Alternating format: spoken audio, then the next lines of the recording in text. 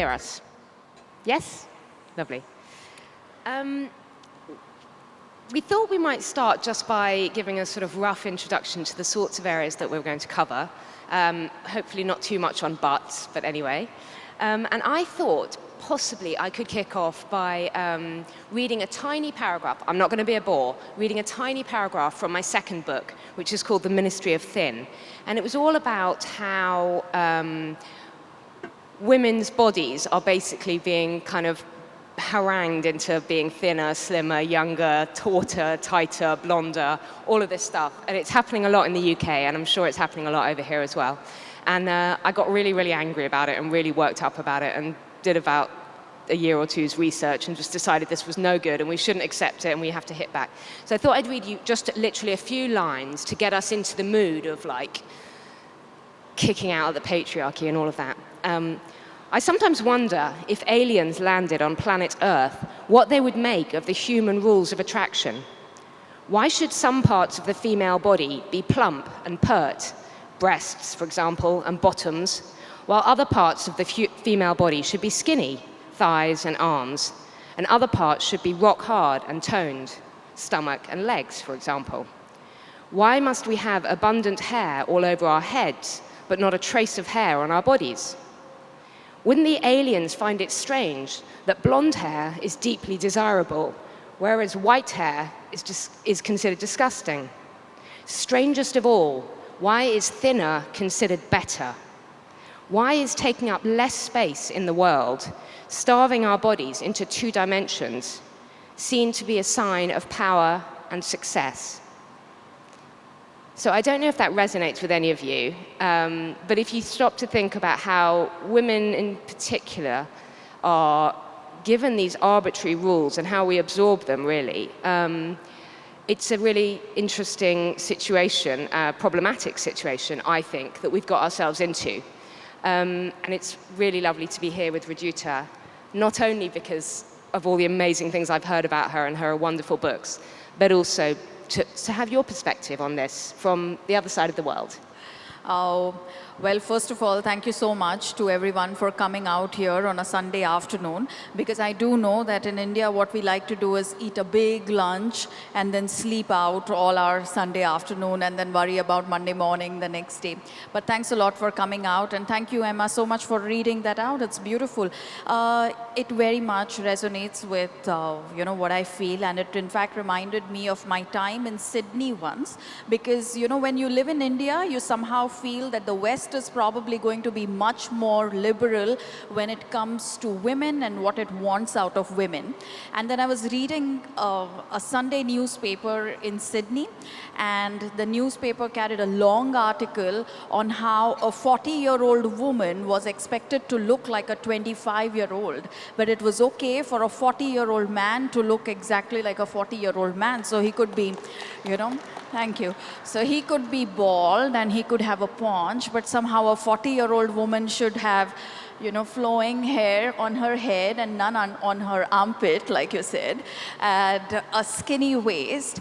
And irrespective of how much we had achieved in our lives, whether it's Sydney or Satara or Mumbai or London, I think as women, we are supposed to be one uniform size. For that matter, today is a Sunday, and if you do happen to read the Times of India matrimonial, every Indian boy seems to be looking out for a thin, fair, slim, homely, English-speaking wife.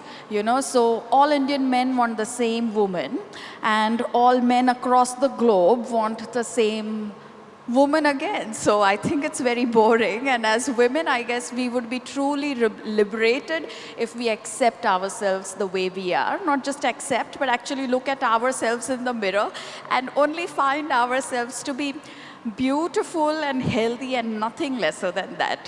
That's really what I think about this whole thing.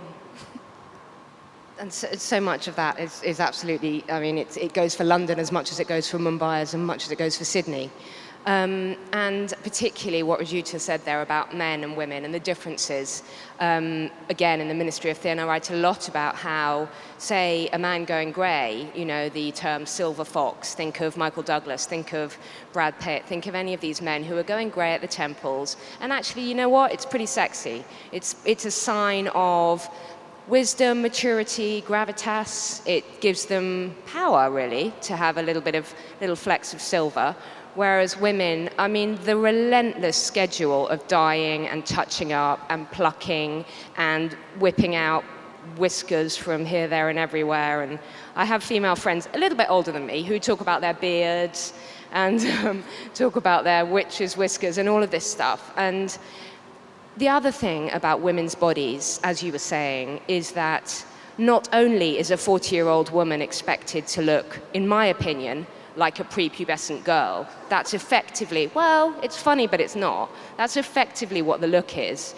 And there are really worrying overlaps also with pornography and all of that, which we may get onto. But not only are women expected to look younger than their years, whereas men can still have a little bit of a paunch, men can still go bald, all of those things. Especially in India. Yeah, but actually these women usually have actually given birth. They've actually created life. They've actually been pregnant, and they're not even meant to look like they've ever been pregnant at all. Whereas I've seen men who look like they're pregnant, and you know that's not a problem. Yeah, that's not a problem, because I think across the globe, women are probably much more accepting of everything, including the men that they are with, and men probably are not as accepting, and it will, I think, really make a big change, you know, to men's lives if they just got a little more accepting. But having said that, I must tell you that, you know, in my line of work, I work a lot with women, and I don't really think that their husbands find their bodies problematic, you know, but it is the women themselves have these ideas of maybe from magazine covers or from what actors are supposed to look like or models are supposed to look like about how they should be looking like. So they're always wanting to be fairer, they always want to be thinner, they always want to be taller, they always want to have, you know, I mean, as women, we actually wear things like, I don't even know what it's called, but, you know, more hair extensions. Yeah, more hair on our head. So we do all these kind of things. While waxing the rest of the hair off in every other single orifice of the body. And also, I think you're absolutely right that women, and it's been proven scientifically, women scrutinize their own bodies and other women's bodies so much more harshly than they scrutinize men's bodies. I mean, I do this with my partner. I don't really mind, you know, I don't notice. I don't scrutinize him in the same way that I would scrutinize me. And it's been actually shown that, say, when you show women advertisements, you can track their eye movements. And a woman's eye movements, or even looking at herself in the mirror, a woman's eye movements go to her flabby thighs, or her flabby bottom, or her upper arms that are too big, or she'll specifically look, whereas men look at the whole. Men want to be, they want to be maybe bigger, more muscular, and we shouldn't forget that there is an increase in body dysmorphia and eating disorders amongst men. That is growing, and that is a concern. But women focus on specific parts. And if you look at the way that we are marketed to and advertised to, women are told that we have crow's feet, that we have lines around the mouth, that we have lines around the eyes, that we have cellulite, that we have all these problem areas. And they call it problem, you know, problem with this, problem with that, grey hairs, whatever. Whereas men are not advertised to, they are not spoken to. The language of the media, of marketing, of advertising, it simply is not the same for men. I guess because, you know, I see this very often when you go on Indian beaches, that men never ever have to worry about having a beach body, you know, because all that they have to be worried about, all that they need to worry about is going to the beach, and then they can just take off all of their clothes and they have just as much fun, whether they have a flat stomach or a six-pack ab or a paunch. And I think that is something that women can learn. You know, we shouldn't be so hassled about looking as skinny as possible just to be on the beach or just to be anywhere else. And somehow, this is also a problem with us Indians or, all of us in the developing countries, that instead of copying the good things about the developed world, we like to copy their fears, we like to copy their fads, we like to copy everything that we actually should be outright rejecting. Because we belong to a land where we actually consider the body to be, according to the Vedantic thought, because until yesterday I was in Rishikesh, and that's how I couldn't make it for my session yesterday because my flight got delayed. So I was in the yoga capital of the world, and the yogic thought about the body is that the body has 6 characteristics. That number 1, it exists. Number 2, it takes birth. Number 3, it grows. Number 4, it matures. Number 5, it changes. Number 6, it dies. So this is something that we are all born into. We do know that the body that we are born with is not the body that we are going to die with. It's as natural for us to accept this as much as we accept life after death, because in India, we in a casual conversation, we say things like, oh, you will take birth as a donkey in your next life if you kick this around. So I think we completely understand that the body is going to grow, it is going to change, it will deteriorate, and it will die. So it's unfortunate that instead of sending this thought out to the world, it's one thing to have 21st June declared as the World Yoga Day. That's nice, it's beautiful, it's symbolic.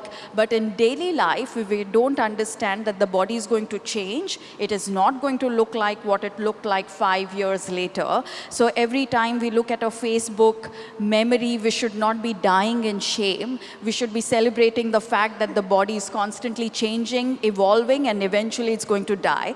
And hope that the developed world gets to borrow this from us versus really we borrowing the fears and fads of the West. Are you beach body ready? So, yeah. Thank you. And we do seem to import the most unhelpful things, like importing obesity and diabetes from the Americans. Let's blame the Americans. But we seem to import the most, as well as obviously health and affluence and education and things like that. It does seem that the worst things as well, the guilt and the body image problems, are also imported. Yes, I think because it's easy to import these. It's always easy to copy someone else's bad habits. It's much tougher for us to say, okay, we need to have better footpaths, or we need to stand in queues for things, or we need to park in a certain way, or maybe we should be focusing on better public transport like the way the West has it. Instead, we like to individualize it and say, okay, this is what I should be having, a really slim body for my wedding, a big diamond ring for that function, the perfect pout for this thing. I guess everywhere we just like to copy what is easy. And of course, and then the irony is that where I live in central London, you have hundreds of women paying 20 or 30 pounds an hour to, with their perfect bodies, to sit in yoga studios and pretend to be deeply mystical and to say namaste to each other. Yes. And to pretend that they're incredibly at peace with themselves. And I do it too. And so it's funny and ironic and sad, yes, all at the same time. But to respond to what you were to pick up on what you were saying about women's bodies and how a man can just go to the beach, right? He's probably worrying more about, is it going to be a nice day on the beach or something like that? Or has he got a nice cold beer or something? Whereas women, the anxiety, I write for women's magazines, so I shouldn't really say this, but the anxiety leading up to the whole bikini body thing, the 7 easy steps to shed pounds, because you've got to get smaller and smaller and smaller and smaller, and the whole point of you is to take up less space in the world because you just need to disappear. It's like women's bodies are a car, and they constantly need to be modified and resprayed and sort of given the once over. There's something really unpleasant about the way that, and in the Ministry of Thin, I wrote a lot about plastic surgery and where all that's heading. But the violence of it all, the violence of, slicing up people's eyelids to pull them up, the violence of breaking noses to reset them, of sucking fat out of your breasts, out of your thighs. It's awful, and it's violence towards women. And I don't know why I've got so angry and feminist today, but anyway, it's probably the jet lag. But it's mostly done by men in white coats. That's the thing. Most cosmetic surgeons are men. So what's going on there? And it's really wrong when you look at how radical cosmetic surgery has become. I mean, almost everyone I know in London over the age of 40, in terms of women in the media, are having Botox. Well, botulinum toxin is a poison. You know, pure Botox can kill a marquee full of people, and yet women are having it injected into their faces so that they freeze their faces so they don't have any expressions. What's all that about? Has that come to India yet? Yes, of course. We are always quick to pick up on all of these things, you know. So whether it's Botox or whether it's procedures to look a certain way, we have it all. And we have them ISO certified or whatever, so that we know that, you know, it's safe, it's hygienic.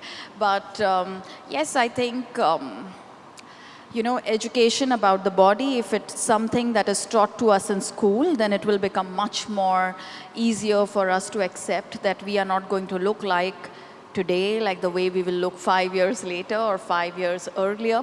And what we should be focusing on are really the most critical things that affect our lifestyles. For example, exercising every single day, not because it will make me thin, but because it will keep me independent in my old age, you know. So we have to do things for the right reasons versus really doing things for the wrong reasons. And now in India also we have this issue, like the way, you know, you guys have it in the West, that we have an aging population. And we are probably, you know, going to live much longer than what the earlier generation used to live. And we don't really have the kind of joint family systems that we used to have earlier. So we have to be able to look after ourselves till the last day of our lives. And that's not going to be possible if we don't work out, if we don't eat clean, if we don't stop eating out of packets.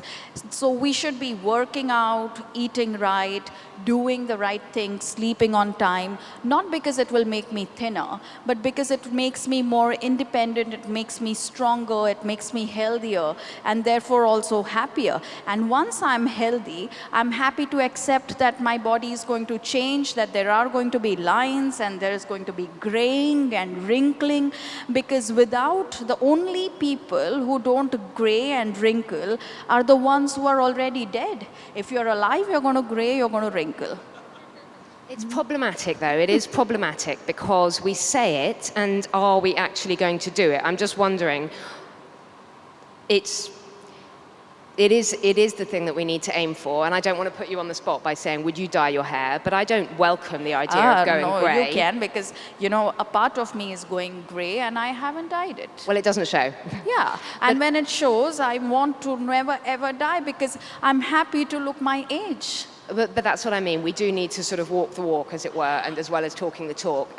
But it's down to each and every single one of us. And of course, the kind of contradiction is that everything that you've said about eating healthily, working out regularly, just being fitter, because people are getting older, and as they get older, they're living longer with more and more complex diseases, and things like obesity and diabetes thrown into the mix.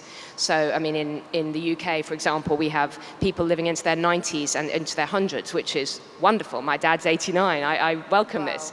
But they're living longer with, you know, cancers, with all these things that are now controllable. So it is problematic. But that whole movement of eating healthily, working out, has been hijacked by the Body Beautiful Brigade, by the Clean Eating Brigade, which is a big thing in the UK.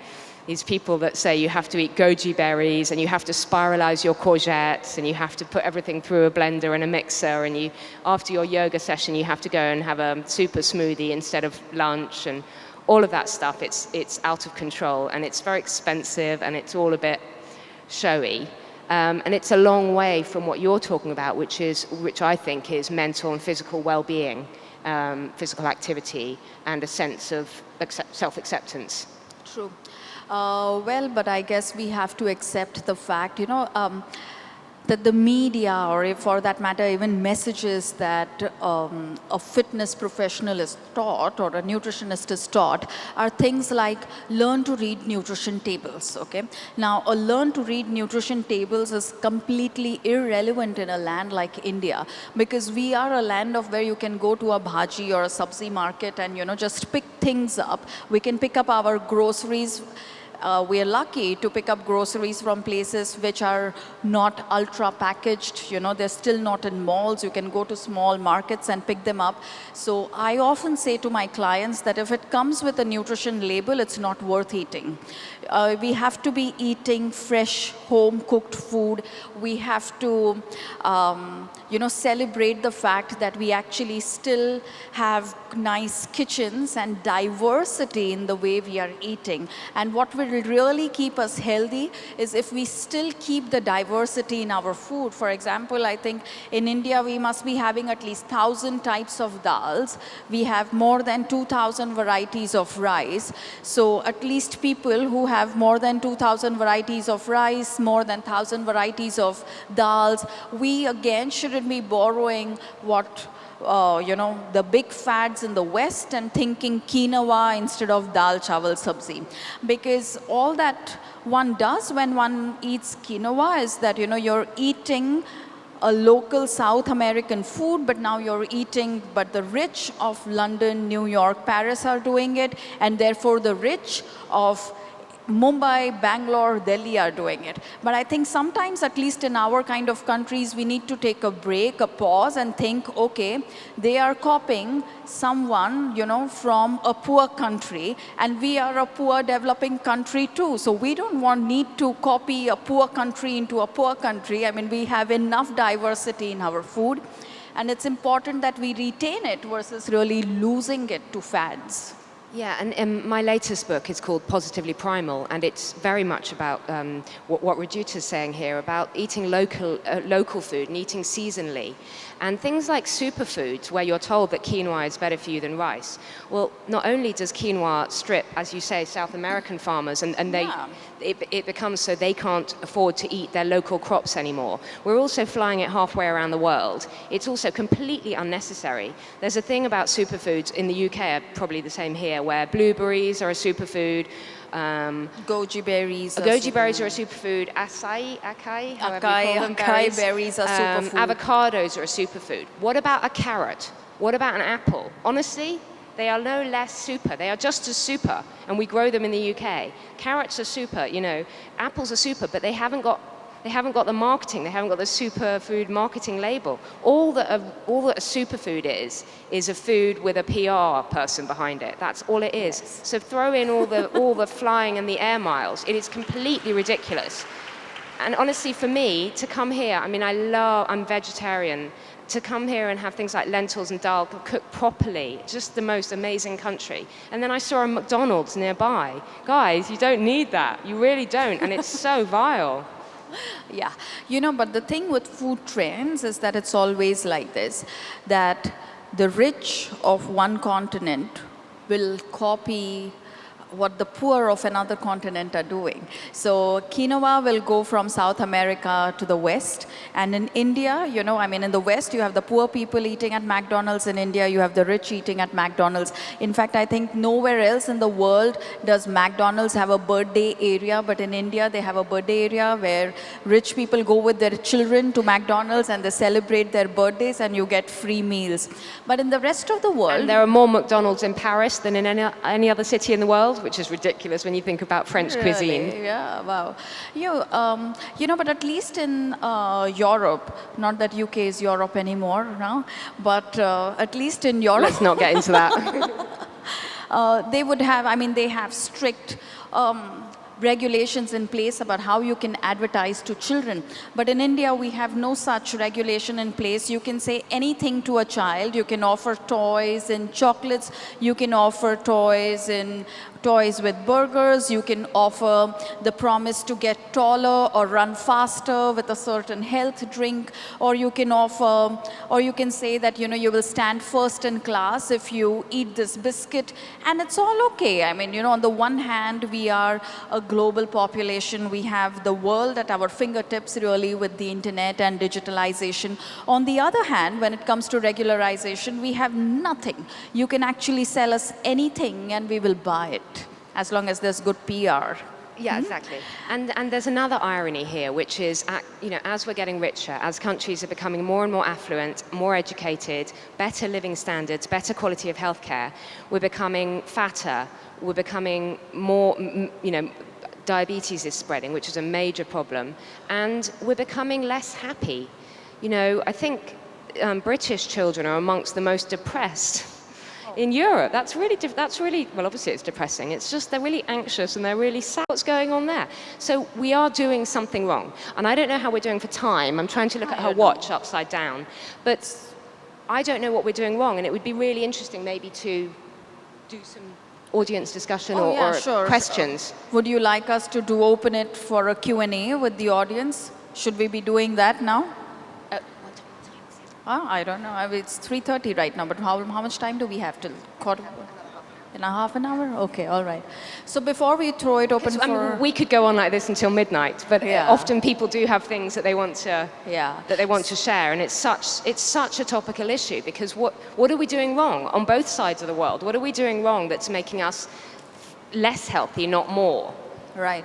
So I just want to say this, you know, I'm not sure if you're aware of this, but EU is doing one study called the iFamily study, where they're actually studying children and their environment and what is really making children more obese than what they used to be. And one of the things that, you know, that is coming out very strongly is that having a gadget in a child's bedroom, something like a TV or an iPad or a phone, is making them more prone to obesity, because it's changing their food habits. You know, they want things that they see in ads. So one of the things that the iFamily study is going to be saying by the time it's 2017, because it's a 5-year-long study, they started somewhere in 2012, is that saying no to a child actually prevents them from developing cardiometabolic diseases in the future. And I guess everywhere, especially with the rich kids, parents have stopped saying no. You know, if there is pester power, if a child is going to ask something for the 3rd time, the child's going to get it. And I think that needs to change. Yes, and not only does it do iPhones and gadgets and all of that obviously expose you to all the other things that, you know, adverts and all the things that other people are having and buying and eating and consuming.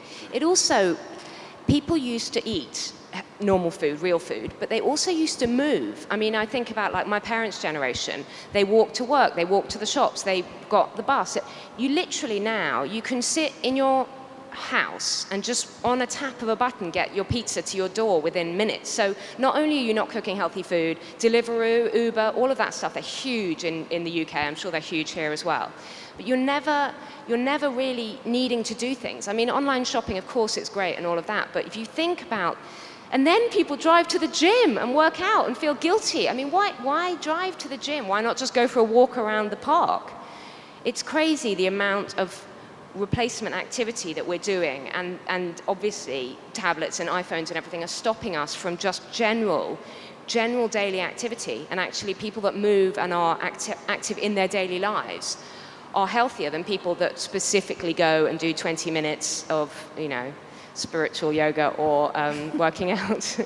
Yeah, but also the other thing now is that if people are getting active, even that is sold to them in the form of an app or a gadget. So most people are wearing something so that they know that they're getting mindful with their apps as well. It's like, you know, we want to replace our own brain with something, with, you know, with a product. And till the time we keep up with this behavior, I don't think health's even going to touch us, you know? I told you that we could go on like this until midnight. But the irony of a mindfulness app is really quite astounding if you think about it. We all sit on these buses in the middle of London plugged into our mindfulness apps trying to be really spiritual, and it's just so ridiculous.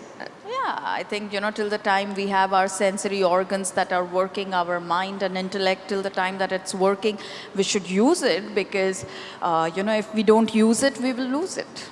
And really the most mindful thing that you can do, and I'm sure we all know this, is disconnecting. So just not being on email or on anywhere near a laptop or a gadget just for a day, even an hour. There's research that shows, and I've heard many different numbers, but people check their phones an average of 150 times a day, but I've also heard that it's up to 300. And I think that sounds a lot, but actually when you think about your phone, if you're not doing something, if you're waiting for someone, if you're on the bus, if you're just waiting, you just keep looking at your phone and check it. Even if you walk down the street and you feel a bit stupid, you just take out your phone and look at it. Like, why? What are we doing? It's really odd the way we're attached to these little things. And I am too, but the way we're attached to these little things is very odd and it's the opposite of mindful. Because we're not in the moment at all. All our attention is focused on Apple, basically, Google. Steve Jobs, giving him all our money, taking over the world. Should we take some questions? Yes, please. Some points, some comments? Yeah, so if we have questions, yeah. Hands up. Yeah, you have the mic. Good afternoon, Emma ma'am. Good afternoon, Rujuta ma'am. Hello. Emma ma'am, what you said in the beginning from an alien's point of view, we had a movie like that named PK, where it was a satire on religion, how an alien would look at Earth, how we practice religion in our country. So I was able to relate and properly understood what you were saying. Thank you for that. I'll write a film next. And Rujuta ma'am, I have read all your books and what I want to tell you is that all other mediums are just pulling us either that side or this side. And your books and your lectures or where you go to speak, they are all bringing us back to our roots. And thank you very much collectively from everyone's behalf. Thank you so much. Thanks. And I have a question. As in your books, you always say that when we get up in the morning, the first thing, we shouldn't be taking tea. Instead, we should have a fruit or something. But when I have tried it many times, but I just can't develop that habit, I feel like just can't have a fruit in the morning. So. Okay. So my editor did tell me that, if you're writing a book for India and you say that you can't be having tea first thing in the morning, it's not going to sell even one copy. But thankfully we've sold many more than just one. If you can't do it, I guess what I would suggest is have a fruit or have a handful of nuts, wait for about 5 minutes and then have your cup of chai and coffee. Yeah, you don't have to give up on chai and coffee. You just have to delay it by about 10 or 15 minutes. All right? Thank you. And Emma, because, we're talking about fitness and we're talking about bodies and movement and stuff, I think it won't be fair for the mics to go to people. Maybe we should have people with questions to queue up, get up from where they are, queue up and have, just one mic, and that way everyone gets to ask one question. Yeah, and we can take more questions than... God, she's an organizer, isn't she? Yeah. This is very good. Thank you. So now if you have questions, I think just come to the front. Yes. Yeah. Sorry, I had two questions. Because they have two mics, so you can queue up here and you can queue up there. Don't really disagree with most of things you said, but India has the biggest problem in the world with respect to diabetes and the type 2. And the issue is not just sugar, but also carbohydrates. You didn't talk about those two evils. And the other comment I'd make is nothing against white rice, but people have difficulty with the portions. And quinoa is not as bad as you make it out to be, but certainly brown rice, as an example, is much better than white rice. We have to face the fact that with sugar and carbohydrates, that's the real problem in India. But they're linked. Carbohydrates, if you have too many carbohydrates and they're fast release and you're not working them off, that's what then triggers the insulin reaction that will then trigger your diabetes. So exactly, it's part of the same problem. All right, so in 1991, there was a scientist called Barry, and he came up with a research and he coined a term called nutrition transition. I don't know if you've heard of it, but what nutrition transition essentially means is that people from developing countries, because it's not just India, India has a problem of diabetes, China has a problem of diabetes, Brazil has a problem of diabetes, and we are all developing countries. And what has happened is that as we've gotten richer and more exposed to the Western world, we have begun to give up on our own eating habits, our own native eating habits, which had completely balanced meals, and we have started, eating more out of packets. So we are eating cereal and milk for breakfast versus eating poha, upma, idli, dosa. We have also become extremely disconnected with our agricultural practices, though, where we are sitting right now, if we drove 1.5 hours outside of this place, we would be in a paddy field, and, we would see women pounding rice, turning brown rice into white rice. But because most people who comment on food, most people who become dietitians, doctors, or influencers within the whole food space are completely disconnected with the agricultural practices. So we don't even know why women would pound rice. Why is it that we were making brown rice to more whitish looking rice, more white kind of rice, and how it will blend well with the food that we are eating? Is sugar a problem? 100% sugar is a problem if all that you consume is out of packets. But if it's going to be a teaspoon or two in your chai or coffee, it's not really going to be a problem. The other part of nutrition transition is that along with giving up on our native eating habits, we have also given up on activity. Most Indians will walk on the road only when they travel abroad. We don't really have a chance to walk here. And I guess what is really missing is probably a more civilian movement where we ask for footpaths versus more parking on our roads. And once that happens, once we are more active, once we eat more native food, we won't have the problem of diabetes or obesity, and nor will China or Brazil.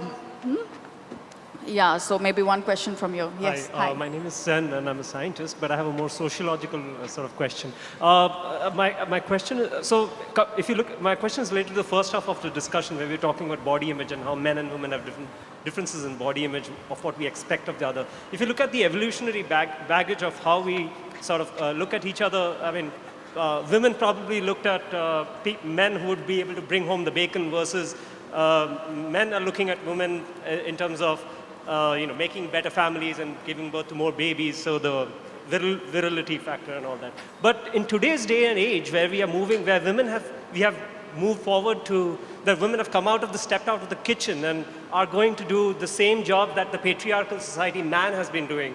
Do you think there is more hope for the image to change, where women will be more, we'll move this body image to a more accepting image, which is universal?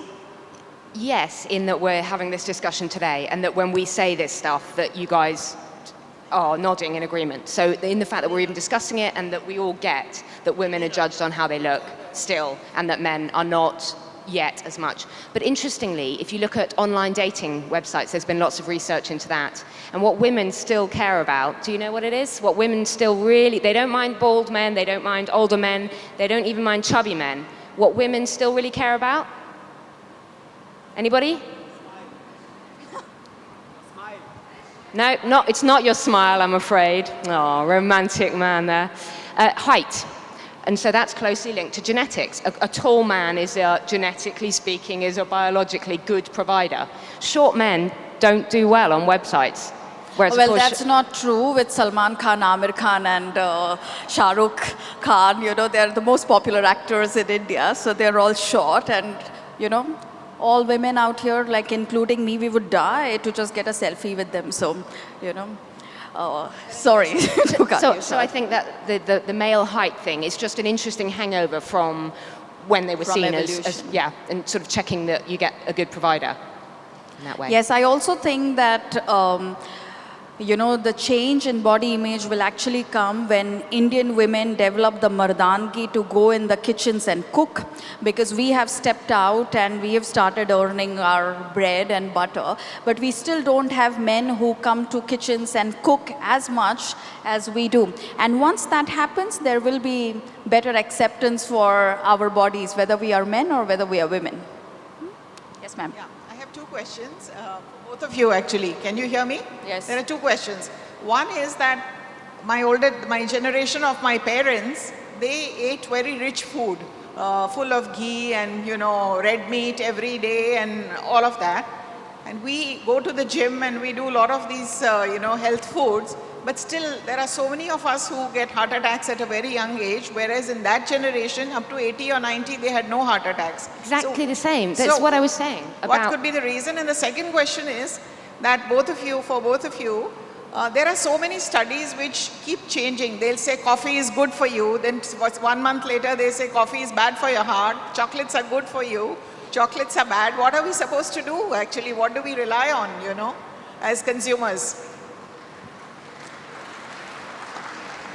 Well, I've said this often, I'll say it again, that if your doctor or dietitian gives you advice that your dadi disagrees with, then you listen to your dadi and not to the doctor and dietitian, because her advice will outlive every trend out there. For example, as Indians, ghee was an integral part of our diet, but we were put off ghee somewhere in 1970s, and then we all completely gave up on ghee. Now, we are having maybe virgin olive oil, while the West has gone to virgin coconut oil, but it's virgin, So, but interestingly, in April 2015, USDA said that cholesterol is a nutrient that is no longer of concern for overconsumption, which essentially is the same thing that our dadi said कि बेटा घी खाओ, जब घी खा रहे हो तो गिनो मत के कितना खा रहे हैं, लेकिन अगर कोई इंग्लिश में बोलता है तो वो साइंटिफिक हो जाता है, and if someone says it in Hindi, then it's just maybe superstition or love. It's got nothing to do with science. So your dadi's advice will outlive the chocolate and the coffee trend. So just listen to what she's saying, and now we have ample research to prove that consumption of fat has got nothing to do with heart diseases. And that eating fat doesn't make you fat, that they're different things. Yeah. And also, as you say, that your grandparents' generation, your parents' generation ate good, but they ate real food, and this is the difference. Like my grandparents ate bread, they ate potatoes, they ate pasta, right? These things are demons now, like they're bad foods in capital letters in our generation, but they were doing stuff. They were doing war efforts. They were like walking to school and walking to the bus, and they were working. So they were able to eat real food because they needed the energy. Now people aren't doing anything and they're eating fake food. So you're exactly right. Yes. So I think a question from you. Hi. Hi. Can you hear me? Yeah. So what we've seen is since past years, there have been like one girl among 5 who is diagnosed with PCOD. I was also diagnosed like 5 years back. So I want to ask like what category of food you should avoid and what would be better for a girl who's diagnosed with it. For a girl who's diagnosed with PCOD, in fact, today the numbers are 1 in 3 girls with PCOD. So PCOD is essentially a state where we begin to get more insulin resistant, and if that goes on for a long enough time, then eventually it's also insulin resistance is also one of the root causes of diabetes or obesity. Just do very simple stuff. Eat more at home. Don't eat anything out of a packet, whether it's the biscuit that you eat, whether it's the ready-made tea and coffee that your office serves, whether it's that quick breakfast cereal that you ate with someone's waist on it, promising you 2 kilos weight loss and stuff. So don't eat anything out of a packet. Eat everything that belongs to your region, that belongs to the season. Eat it for a good reason. Eat it because you like it, not because it's going to make you thin. And work out regularly, make exercise an integral part of your life. Don't wait for a friend's wedding or your wedding or the New Year's to come to get in good shape or, to begin exercise. Just exercise because, you're still alive. And just one other thing, relearn what hunger is. Because we have completely forgotten that food is fuel. It's to be enjoyed as well, but it's fuel. Yeah, it's you eat when you're hungry and you stop when you're full. And I know that sounds simple, and it's not that simple. But if you look, flying here, the airport, there's food everywhere. Food at the cinema, food in the gym, food at the cafes. There's food anywhere where you're passing the time. And so it's an obesogenic environment. which means that we are encouraged to eat constantly all the time, grazing. So we don't know anymore what hunger feels like. So it's really interesting just to try and check. Just one day, wait until you're hungry before you eat, rather than just eating because it's time. There's clock time, there's mouth time, there's friends, social time. Eat when it's stomach time, do you know what I mean? And so remember that you're eating because you're hungry, not because you're bored or annoyed or anxious or depressed, whatever, or broken up with your boyfriend. Or any of those. Yeah. Good afternoon. For me, it's a triangle, I feel. The body, the mind, and the soul. So the journey towards a healthy body is made much easier, I feel, if you have a quieter and calmer mind, and you nurture the soul as well. If the three are in sync, the results are much better. The journey is made easier. So what's your take on that? We've been talking about a healthy body. Of course, we do all that. But I think the other two components are equally important. Yeah. They help. So much of what I just said to the lady about hunger is to do with what you're talking about, which is emotions and emotional eating, which is where we are eating because we are anxious, we are bored, we are worried, we are stressed, we are, just you're eating for some other reason than that your body needs fuel. I had an eating disorder, anorexia, for 10 years. And I have also talked to a lot of people who are overeaters, who have binge eating disorder, who are very overweight. And you would think that someone who is starving to death and someone who is binge eating have nothing in common. But I had so much in common with these women. I was starving myself to suppress my feelings that I couldn't cope with, to push down emotions. They were stuffing themselves to push down their emotions. Neither of us was dealing with our emotions or our sadness or our depression, or in my case, heartbreak. We weren't dealing with it properly. So I was punishing myself and they were stuffing themselves. They're very, very similar. So yes, emotional eating is problematic. And of course, food is emotional. Food is celebratory. Food is love. Food is lovely. It's, food is always an emotional thing. It's family occasions and it's celebrations and all of that. But when you're eating emotionally, instead of dealing with those emotions, that's when it becomes problematic. And that's what eating disorders are. Disordered eating. Yeah. Does that? Yes, also, in yoga, we actually talk about when Patanjali wrote the Patanjali Yoga Sutra, he wrote the Ashtanga part of yoga. So though the main aim or the ultimate aim would be samadhi or, nurturing of the soul, it all began with yama, niyama and asana. So a healthy body is a stepping stone to a healthy mind and therefore a much healthier, happy mind and happier life, a more fulfilling life, So at least according to Patanjali Yoga Sutra, healthy body was step one. And even before asanas came yama. Yama is actually the rules of self-restraint. And a part of yama is mitahar. And mitahar is nothing else but learning to eat in a state of balance. So that really is the foundation, and everything else you can build on top of that. Thank you, sir. Thanks. Hello. My question is slightly from a feminist perspective. From the past few years, we have seen that Indian women specifically, they have been told to embrace their curves, embrace the fat around your hips and all that. But we have been told this in order to gain male acceptance.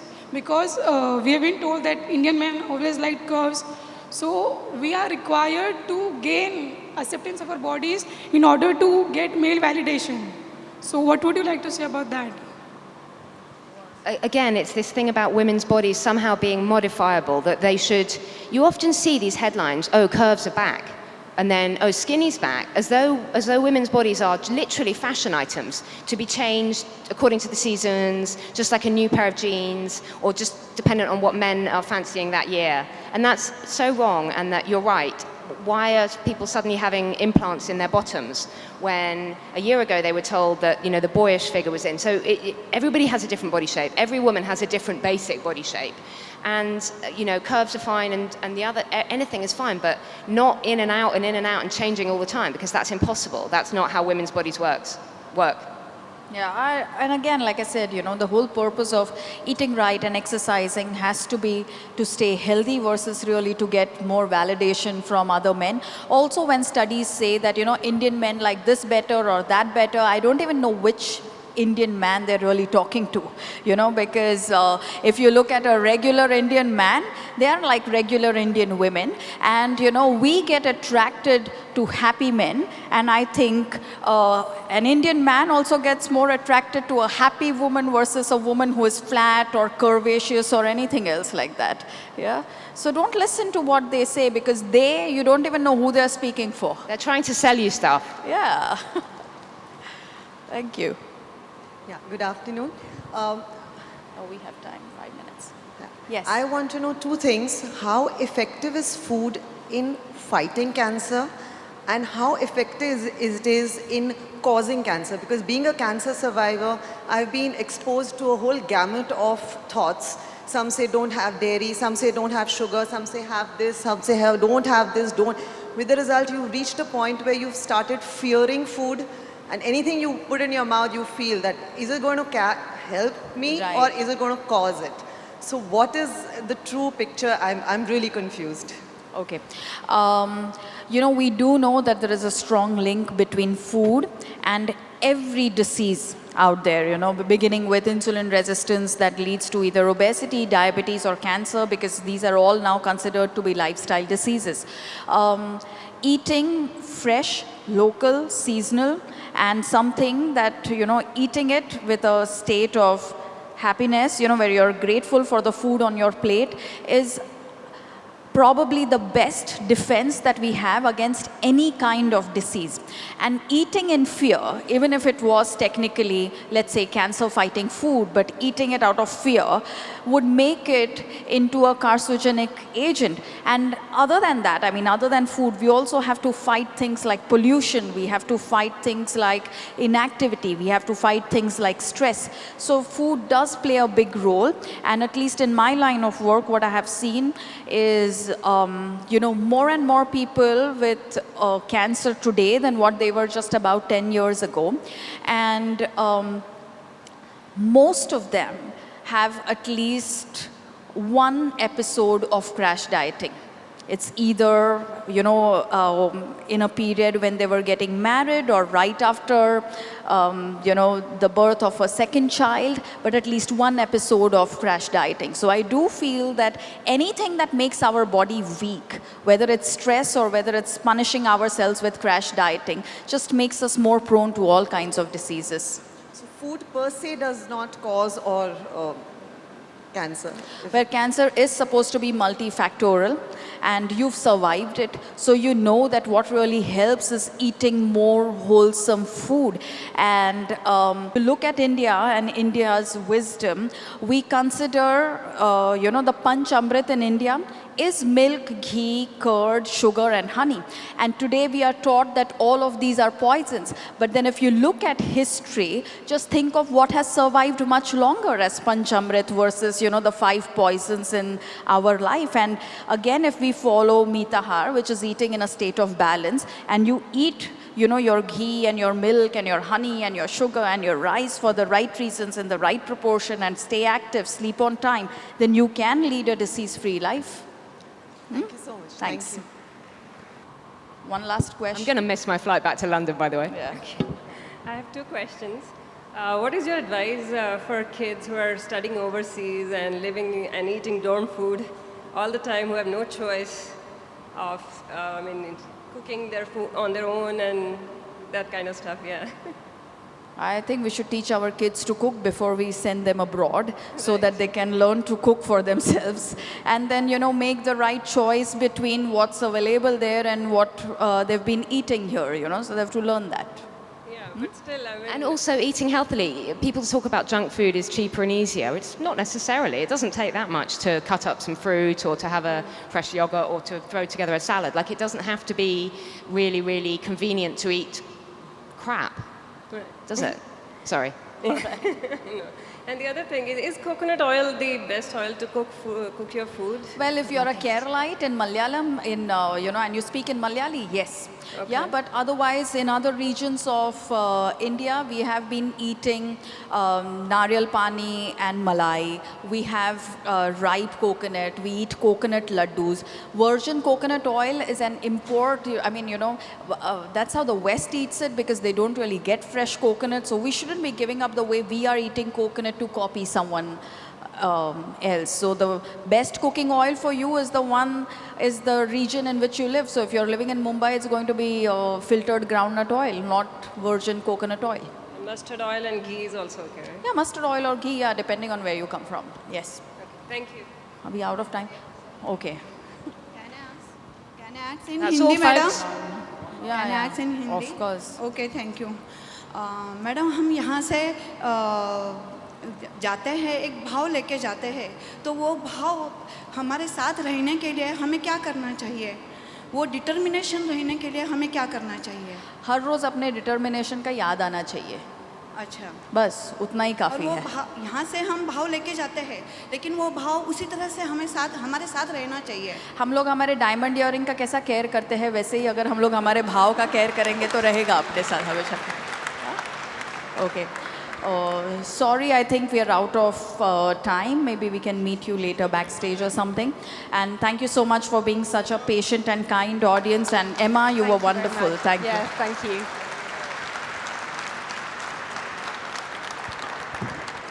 Thank you, ladies. It was outstanding.